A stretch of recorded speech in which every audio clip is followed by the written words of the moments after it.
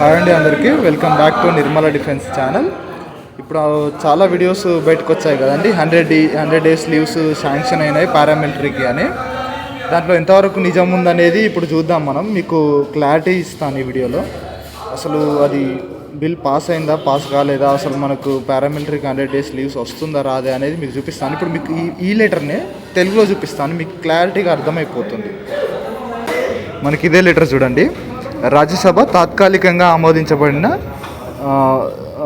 నక్షత్రం లేని ప్రశ్న డిప్యూటీ నెంబర్ సంబంధించి పారామిలిటరీ సిఏపిఎఫ్కి ఒక సంవత్సరంలో 100 రోజుల సెలవు మంజూరు చేయబడుతుంది.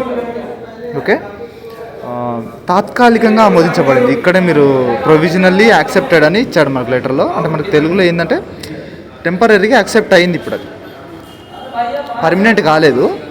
మనకి ఇంకోటి ఏం అడిగిందంటే ఎంహెచ్ఏ తక్షణమే అన్ని సిఏపిఎఫ్ల నుండి సబ్జెక్టుపై కింది సమాచారాన్ని కోరుతున్నట్టు సమాచారం. అంటే ఈ కింద 3 ప్రశ్నలకి వాళ్ళని వివరణ అడిగింది. అంటే ఇప్పుడు పార్లమెంట్లో టెంపరీగా యాక్సెప్ట్ చేయించి ఈ 3 ప్రశ్నలకి సమాధానాలు, అంటే ఆయా ఫోర్స్ ఉంటాయి కదా, సిఏఎస్ఎఫ్, బిఎస్ఎఫ్, ఐటీబీపీ, వాళ్ళు ఈ 3 క్వశ్చన్స్కి ఆన్సర్ని అడిగేసి దాన్ని బట్టి డిసిజన్ తీసుకుంటారు తప్ప ఇంకా పర్మనెంట్గా అయితే చెప్పలేదు వాళ్ళు. అంటే ఇచ్చేసాము, మనకి నెక్స్ట్ మంత్ నుంచి సెకండ్ మంత్ నుంచి మీరు 100 డేస్ లీవ్స్ ఎంజాయ్ చేయొచ్చు అని చెప్పలేదు. ఇంకా పర్మనెంట్ కాలేదు. కాకపోతే ఆ ప్రాసెస్ జరుగుతోంది.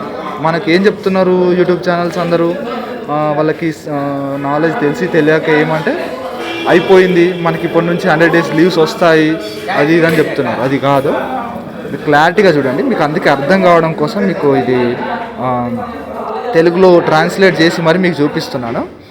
ఈ 3 ప్రశ్నలు ఏంటి అంటే, గౌరవనీయులైన హోంమంత్రి డిసెంబర్ 2019లో పారామిలిటరీ సిఐఎస్ఎఫ్ సంబంధించి వారి కుటుంబాల్లో కలిసి ఉండేందుకు ఒక సంవత్సరంలో కనీసం 100 రోజుల సెలవు మంజూరు చేస్తామని ప్రకటించారా? అంటే వారు చెప్పిలా హోంమంత్రి ఎప్పుడైనా మీకు డిసెంబర్ 2019లో ఇలాంటి స్టేట్మెంట్ ఏదైనా ఇచ్చిందా అని అడుగుతున్నారు.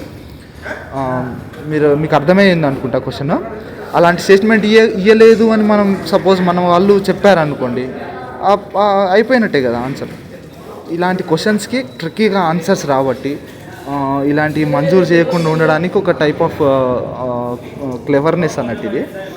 మనకి సెకండ్ ప్రశ్న చూడండి. ఆసక్తికరంగా సిఐఎస్ఎఫ్లో 30 రోజుల వార్షిక సెలవు నిబంధన ఉంది. సిఐఎస్ఎఫ్లో 30 రోజుల వార్షిక సెలవుకు బదులుగా 60 రోజుల పాటు సిఐఎస్ఎఫ్లో తాజా సర్వే కోసం ఏదైనా ప్రతిపాదన ఉందా? అలాంటిది ఏదైనా సిఐఎస్ఎఫ్ వాళ్ళు అట్లాంటి స్టాండ్ ఏమైనా తీసుకున్నారా? మాకు 30 డేస్ కాదు 60 డేస్ కావాలి అని. ఫోర్స్లో ఒకటి చెప్పనండి. ఫోర్స్లో మనకి బాగా లూపోల్ ఏంటిదంటే, మనం రేజ్ చేసి మాట్లాడలేము దేని మీద. మనం ధర్నాలు కానీ రాస్తారోకోలు కానీ ఇలాంటివి మనం గవర్నమెంట్కి అగనెస్ట్గా ప్రొటెస్ట్ చేయలేము దేని మీద. ఫోర్స్కున్న డిసిప్లిన్ బట్టి ఆ డిసిప్లిన్లోనే ఉంటాను తప్ప ఇలాంటివి మాకు కావాలి అని అడిగేది మనం అట్లా అడగలేము. ఓన్లీ గవర్నమెంటే మనకు మీద దయదలిచి ఇక్కడ ఇండియాకి సేవ చేస్తుంది కదా, ఇంత వాళ్ళు ఫ్యామిలీకి దూరంగా ఉంటున్నారు కదా అని వాళ్ళే కనకరించి ఏదైనా చేయాలి తప్ప మన వాళ్ళు ఇట్లా గొంతు చించుకొని అరిసే పరిస్థితుల్లోనైతే లేదు. అది డిసిప్లిన్కి విరుద్ధం కూడా, అంటే జాబ్ రూల్స్కి విరుద్ధం కూడా. మీరు 3వది చూడండి. అలా అయితే 2020 నుండి ఇప్పటి వరకు బలగాల వారీగా 100 రోజుల సెలవులు పొందిన సిబ్బంది వివరాలను అందించండి. ఎందుకంటే ఆత్మహత్య, సహోదర హత్యలు కేసులు పెద్ద సంఖ్యలో పారామిలిటరీ సిఏపిఎఫ్లో ఉన్నాయి. మనకు 30 రోజులు దొరకడమే లీవ్. ఇప్పుడు ఒక ఇయర్లో మాకు సిఐఎస్ఎఫ్ వాళ్ళకి 30 to 45 డేస్ దొరకడమే గగనం. 45 డేస్ వాడు యూజ్ చేసుకున్నాడంటే ఇక తోపన్నట్టే లెక్క. అట్లాంటిది 100 డేస్ లీవ్స్ ఎట్లా దొరుకుతాయండి? అది అస్సలే కాదు. ఈ 3 ప్రశ్నలు మీకు అర్థమైంది అనుకుంటా. అసలు ఈ 3 ప్రశ్నలకి అసలు అన్నీ నోనే ఆన్సరు మ్యాక్సిమం.